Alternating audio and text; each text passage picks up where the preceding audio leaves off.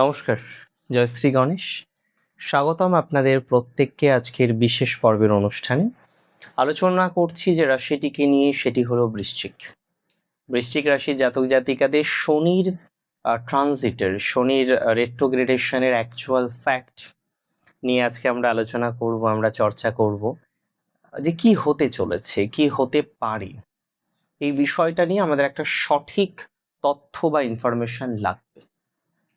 বৃশ্চিকের শনি actually এই মুহূর্তে 5th হাউসে আছে, অ্যান্ড 4th হাউসের লর্ড 5th হাউসে থাকাও শুভ। এর আগে যদিও আপনাদের ঢায়া চলছিল এবং 7.5 থেকে বেরোনোর পর কিছুদিন পর আবার ঢায়া শুরু হওয়া, বৃশ্চিক না নিজেকে স্টেবল করতে গিয়েও কোথাও যেন গিয়ে একটু পিছিয়ে আসলেন। আজকে 5th হাউস সন্তান ভাগ্য, 5th হাউস প্রেম রিলেশনশিপ, 5th হাউস এডুকেশনের একটু হাইয়েস্ট ফেজ, সেই জায়গায় আপনাদের স্যাটার্ন আছেন এবং স্যাটার্ন রেট্রোগ্রেড আছেন 26শে জুলাই থেকে, থাকবেন কতদিন? 11ই ডিসেম্বর।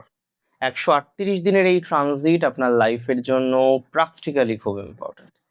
এই ট্রানজিটের প্রভাবে আপনার জীবনচক্রে একাধিক বিষয়ে পরিবর্তন আসবে। আপনার যোগাযোগ ক্ষেত্রে পরিবর্তন আসবে, আপনার সহোদর ভাইয়ের ক্ষেত্রে পরিবর্তন আসবে, আপনার এডুকেশনের ক্ষেত্রে পরিবর্তন আসবে, আপনার গুরুজনের ক্ষেত্রে পরিবর্তন আসবে, আপনার সুখ, সাংসারিক সুখের ক্ষেত্রেও পরিবর্তন আসতে চলেছে। বৃশ্চিক রাশির জাতক জাতিকাদের একটা কথা খুব দায়িত্ব নিয়ে আমি আপনাদের জানাতে চাই, খুব দায়িত্ব নিয়ে আমি আপনাদের বলতে চাই, স্যাটার্ন শনির যে প্রভাব আপনার জীবনচক্রে থাকছে সেটা সত্যিই মারাত্মক।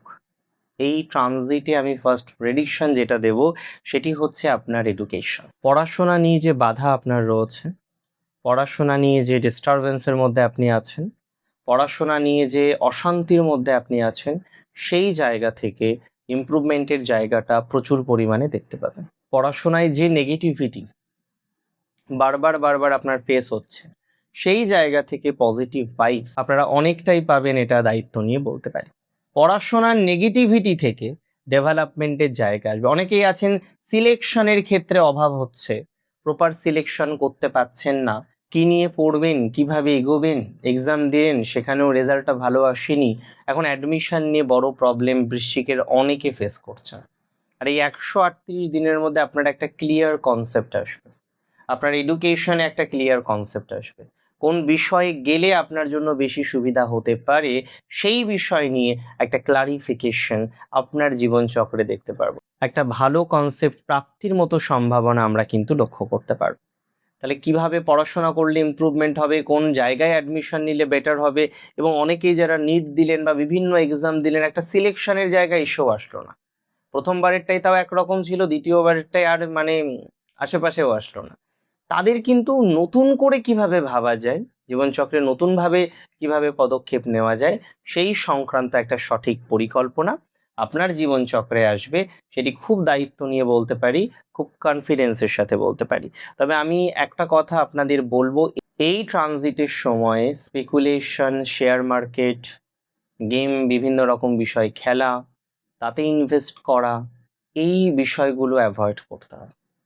এই ইনভেস্টমেন্টগুলো কিন্তু অ্যাভয়েড করে চলতে হবে। গেম খেলা থেকে শুরু করে বিভিন্ন রকমের এই জাতীয় যে সমস্যাগুলো আছে, তাতে নেগেটিভিটির মাত্রাটা বাড়তে পারে। সো এই জায়গাটা একটু কন্ট্রোল করে হলেও আপনাকে কিন্তু চলতে হবে। এই জায়গাটা একটু কন্ট্রোল করে আপনাকে কিন্তু বুঝে নিয়ে চলতে হবে, তা না হলে বিপদ হতে পারে, টাকা পয়সা নষ্ট হতে পারে এবং কোনো না কোনো আইনি জটিলতাতেও পড়তে পারেন। বিশেষ করে যারা ইন্টারনেট ও গেমিং বিভিন্ন রকম মাধ্যমে টাকা পয়সা ইনকাম করছেন, আমি জাস্ট একটা কথা বলবো, একটু সেফ থাকবেন। এই সময়টাই যত সেফ থাকবেন আমার মনে হয় তত ভালো। আর সেফ থাকতে তো কোনো ক্ষতি নেই, একটু সেফ থাকুন না। তাতে যদি সেফ থাকা যায়, তাতে যদি একটু সুরক্ষিত থাকা যায়, তাহলে তো আমার মনে হয় সেটাই ভালো। তাহলে সেফ থাকার চেষ্টাটা আপনাকে এই সময় করতেই হবে, এটা খুব ইম্পর্টেন্ট। আমি এই সময় আপনাকে বলবো, যারা আইনি জটিলতায় ঝুলে আছেন, কোনো না কোনো আইন সংক্রান্ত বিষয় নিয়ে যারা নেগেটিভ জায়গায় রয়েছেন, মানসিক চাপের মধ্যে রয়েছেন, তারা অনেকটা পজিটিভ ভাইবস পাবে। আইনি জটিলতায় যারা ঝুলে আছেন, আমি আপনাকে বলে দিচ্ছি, যদি প্র্যাকটিক্যালি আপনার আইনি জটিলতা দীর্ঘদিনের হয় এবং সেটা কোনোভাবে যদি আপনার বাড়ি সংক্রান্ত, আপনার গৃহ সংক্রান্ত ব্যাপারে থেকে থাকে, আমি আপনাদের জানাই সেই জায়গা থেকে প্রচুর পজিটিভিটি আসবে। আইনি সংক্রান্ত বিষয়ে প্রচুর পজিটিভিটি আসবে, আইনি বিষয়ের সমাধানের ক্ষেত্রে প্রচুর পজিটিভিটি আসবে, ডেভেলপমেন্টের জায়গাটা তৈরি করতে পারবেন। দায়িত্ব নিয়ে বললাম, কনফার্মেশন দিলাম আপনাদের প্রত্যেক। প্রেম ঘটিত সম্পর্কের মধ্যে যে দূরত্ব, যে বিভ্রান্তি আপনার তৈরি হয়েছে, প্রেম ঘটিত সম্পর্কের মধ্যে যে নেগেটিভিটিটা আপনার ইদানিংকালে তৈরি হয়েছে, সেই জায়গাটা অনেকটা বেটার দিকে যেতে চলেছে। প্রেম ঘটিত বিষয়ে যারা নেগেটিভিটির মধ্যে আছেন, প্রেম ঘটিত বিষয়ে যারা ডিস্টারবেন্সের মধ্যে আছেন, তারা অনেকটা শাইন করতে পারবেন, এই শিওরিটিটা রাখুন। কারণ অনেকের দূরত্ব বাড়বে, টক্সিসিটি পুরোপুরি বন্ধ হয়ে যাবে, সম্পর্কই হয়তো অনেকের বন্ধ হয়ে যাবে। আর অনেকের দূরত্ব কমবে, অনেকের টক্সিসিটি হয়তো পুরোপুরি মিনিমাইজ হয়ে যাবে, একটা বেটার জায়গা আপনারা তৈরি করতে পারবেন। দূরত্ব কমে যাওয়ার সম্ভাবনাটা অনেকটাই বেশি। আমি আপনাদের বলতে চাই, দূরত্ব আপনার কিন্তু কমে যাবে, সমস্যা আপনার কিন্তু কমে যাবে। হয় প্রেমের ক্ষেত্রে খুব পজিটিভ জায়গা আসবে, অথবা প্রেমের ক্ষেত্রে দূরত্ব প্রচুর বেড়ে যাবে, সেটাকে রিকভার করাটা খুব মুশকিল হবে। তবে এই সময় সন্তানদের ভবিষ্যৎ নিয়ে যারা খুব চিন্তা করছেন, কি হবে, একটা মেয়ে একটা ছেলে কিভাবে পড়াশোনা করবে, হ্যাঁ, কিভাবে তারা গ্রো করবে, অনেক রকমের টেনশন আপনাদের মধ্যে আছে, আমি বুঝতে পারি। তো সন্তান নিয়ে যাদের অতিরিক্ত টেনশন বৃশ্চিকের, আর বৃশ্চিক উপরে উপরে দেখায় না, তো সন্তানকে নিয়ে কিন্তু প্রচুর চিন্তা আপনারা করেন। সন্তানকে নিয়ে যারা টেনশনের মধ্যে থাকেন, সন্তানকে নিয়ে যারা দুশ্চিন্তার মধ্যে থাকেন, তারা প্রচুর পরিমাণে ইমপ্রুভমেন্টের জায়গা তৈরি করতে পারবেন।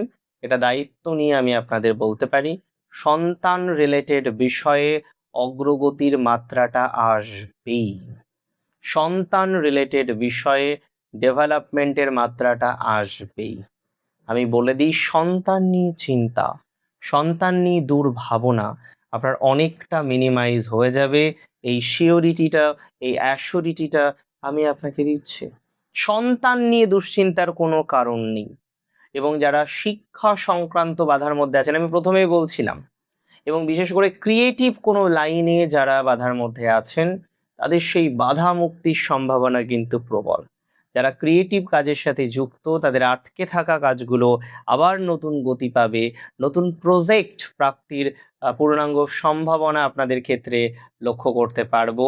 নতুন নতুন প্রজেক্ট প্রাপ্তির সম্ভাবনা এই সময় কিন্তু দেখা যাবে। তবে এটুকু বলে দিই, এটা হয়তো ভালো নিউজ, অনেকের জন্য ব্যাড নিউজ। দূরবর্তী স্থানে আপনাকে যেতে হতে পারে, আপনার চেঞ্জ অফ লোকেশনের যে প্রবাবিলিটি, সেটার সম্ভাবনা প্রচুর পরিমাণে দেখছি।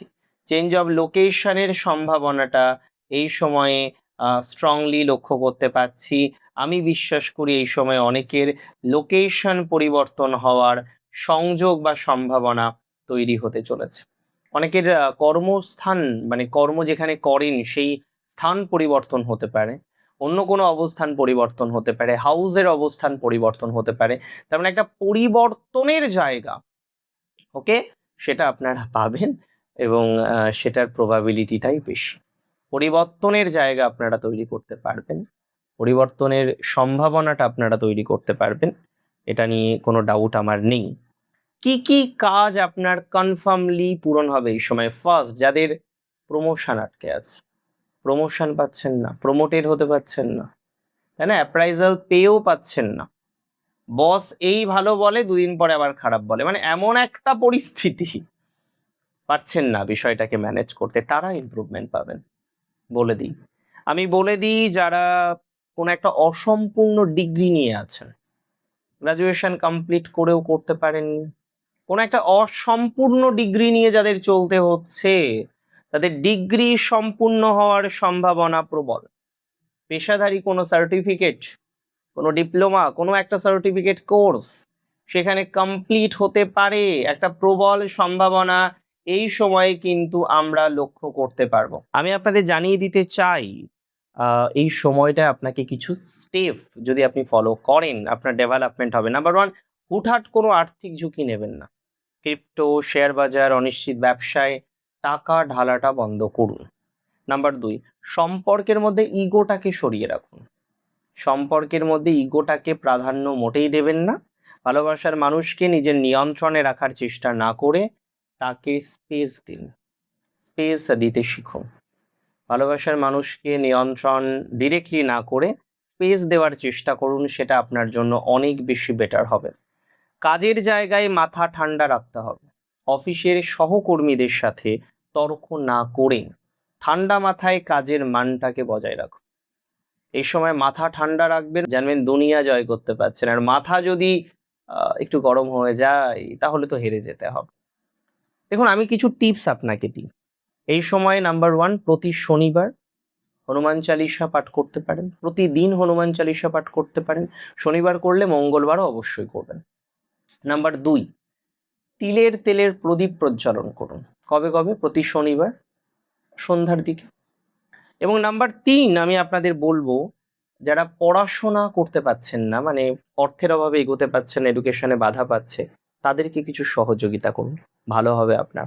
ভালো থাকুন আপনারা প্রত্যেকে, সুস্থ থাকুন, স্বাভাবিক থাকুন। জয় শ্রী গণেশ।